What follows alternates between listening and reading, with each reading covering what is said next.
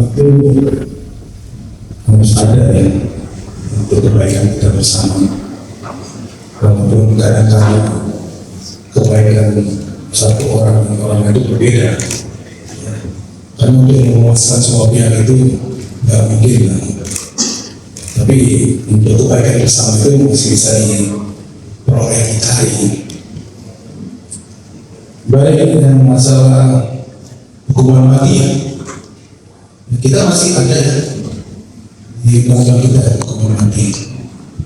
Walaupun secara internasional itu hak asasi manusia global itu menekankan kalau bisa seluruh dunia nggak ada lagi hukuman mati karena menyebut hak asasi setiap orang kata mereka ya itu juga silakan hak hidupnya harus tetap dipertahankan. Itu konsep globalnya. Nah kita masih mengalami itu. Nah berbeda dengan pendapatnya, nah ini yang menjadi pembahasan yang tidak putus-putus dari tahun ke tahun. Apakah koruptor yang sekian banyak merugikan negara sudah bisa dihukum mati? Apakah pelaku perampokan plus pemerkosaan plus pembunuhan bisa langsung diterapkan hukuman mati? Nah ini kita serahkan kepada pembahasan para ahli ya, karena pemerintah maupun DPR itu juga tidak bisa berdua saja mengambil suatu kesimpulan harus ini masukan dari berbagai pihak juga demi kemaslahatan kita bersama. Penerapan itu masih memungkinkan, namun prosesnya masih berjalan. Ya kita lihat nanti masukan-masukan dan pembahasan yang sudah berjalan. Kemudian perlu sanksi kepada PHF atau pendahulu itu harus kalau benar prestasi, kalau salah ya salah tangkap ya jadi proses dari kode etiknya. Kalau salah tangkap yang muncul sebuah pelanggaran pidana, muncul soal tembok dan lain-lain, itu ya pidananya masuk ya pidana juga. Nggak ada perlindungan di sini. Perlindungan itu pada hak-haknya. Tapi kalau perbuatan yang memenuhi unsur pidana, ya kena sanksi juga nggak ada bedanya. Apalagi polisi ini kan bukan militer lagi, sudah ikut pengadilan sipil. Jadi padanya juga berlaku sanksi-sanksi yang apabila ditangkap itu dikenakan. Kalau dia melindungi kesatuan atasannya ya tergantung yang dirugikan seberapa kuat dia mendorong itu. Tapi pada prinsipnya siapa yang bersalah dia harus dapat sanksi walaupun itu aparat penegak hukum. Ya, agar tidak ada kesewenang-wenangan di sini, tidak ada pelindung di balik baju dinasnya, tidak ada pelindung di balik kesatuannya, yang salah atau salah. Ya, dan tidak tentunya. Kalau masalah eksternal, saya bilang bukan begitu. Nanti lah ya. Serius. Itu terlalu itu. Iya, tersangka di dalam itu terlalu. Penerapannya harus matang, gelar perkara dan lain-lain. Udah ditetapkan ya sudah kasih go ahead maju. Jadi nggak ada suruh lagi atau mundur lagi. Kalau ada kejadian begitu, ya ditanya saja matang-matang. Maksudnya apa ini? Urusannya mau bagaimana nih? Dalam main-main dengan hukumnya.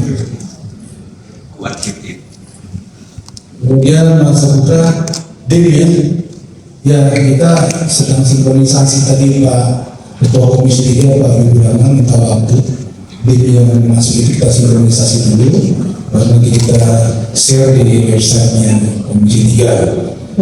Tapi tadi ada informasi apakah kewenangan Polri pendidikan yang jaksa dan lain-lain itu nggak ada. Insya Allah nggak ada. Jadi di KUHP yang baru nanti semua kewenangan yang sudah ada di KUHP yang lama itu tidak ada yang direduksi. Polisi, jaksa, hakim, tidak ada yang direduksi. Ya.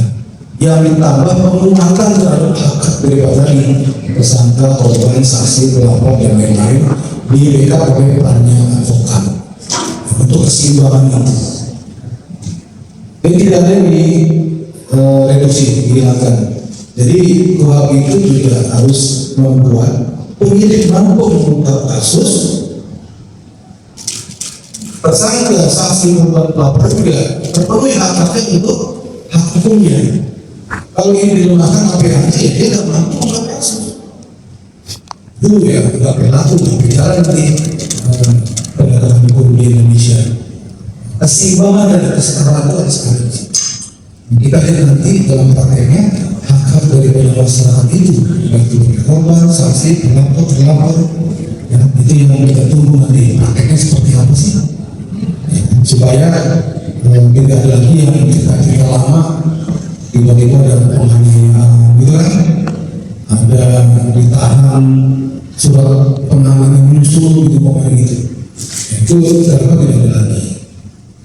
Kemudian masalah aset-aset yang disita ya, ini masih kita bahas ini. Ya, asal ada kaitan dengan tindak pidana, diduga ada kaitan dengan tindak pidana, itu tipis ya narasinya, tapi bedanya jauh banget. Kalau ada kaitan jelas, ada benang merah. Kalau diduga ada kaitan itu yang menduga siapa?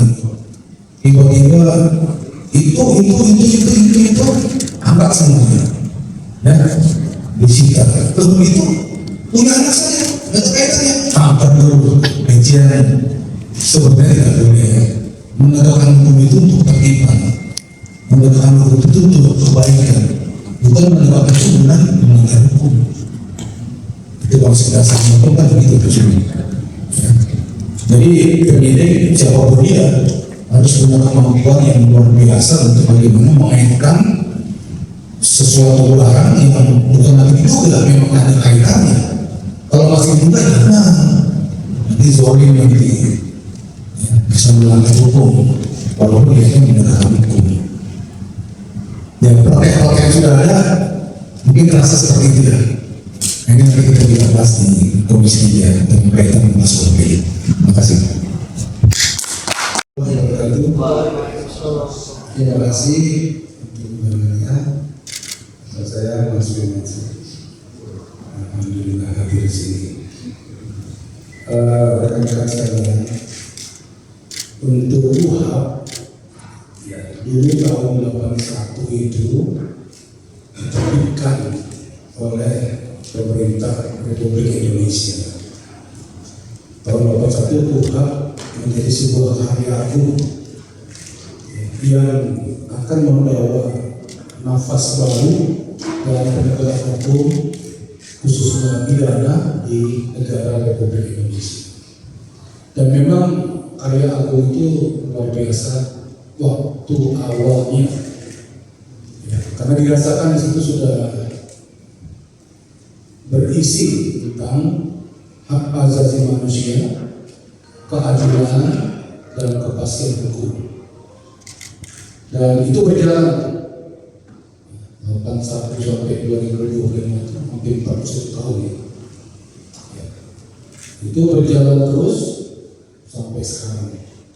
Nah, dalam prakteknya, dalam penerapannya, ternyata masih ditemukan lubang-lubang kekurangan-kekurangan yang akhirnya dirasakan oleh masyarakat, oleh rakyat Indonesia.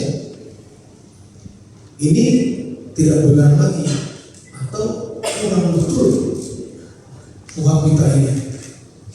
Perkembangan zaman, perkembangan teknologi, hiruk pikuknya kehidupan sosial masyarakat, ekonomi dan sebagainya, banyak celah-celah di situ yang intinya adalah hak-hak daripada masyarakat, hak rakyat itu dalam peraturan hukum agak kurang dikedepankan, yaitu hak keadilan dan kepastian hukum. Maka untuk itu perlu diperbarui UU kita itu, supaya intinya adalah hak-hak daripada warga negara Indonesia di dalam hukum itu bisa tetap dikedepankan dan bisa diberikan mengenai permasalahan hukum. Dan disinilah KUHP yang insya Allah selesai pelaksanaan tahun 2025 hari ini akan menjadi tonggak daripada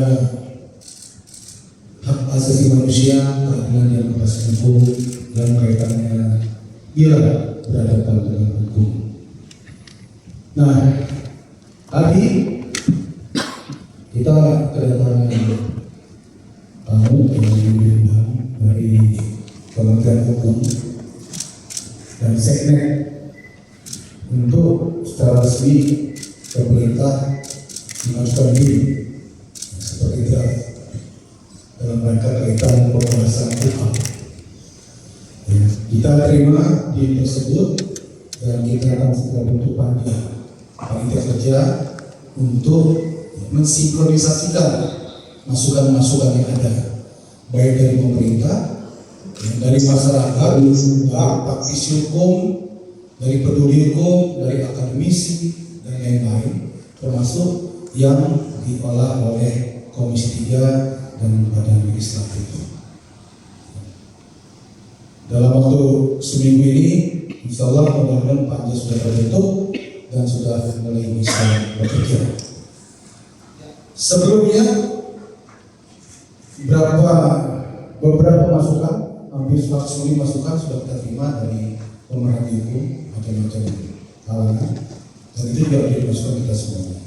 Jadi intinya adalah KUHP yang baru insya Allah itu membawa keseimbangan antara penegak hukum dan subjek atau objek hukum. Ada keseimbangan di sini. Kewenangan juga harus bisa diterapkan. Hak-hak asasi yang bermasalah hukum harus tetap ditegakkan. Itu intinya, agar ada keseimbangan. Demikian.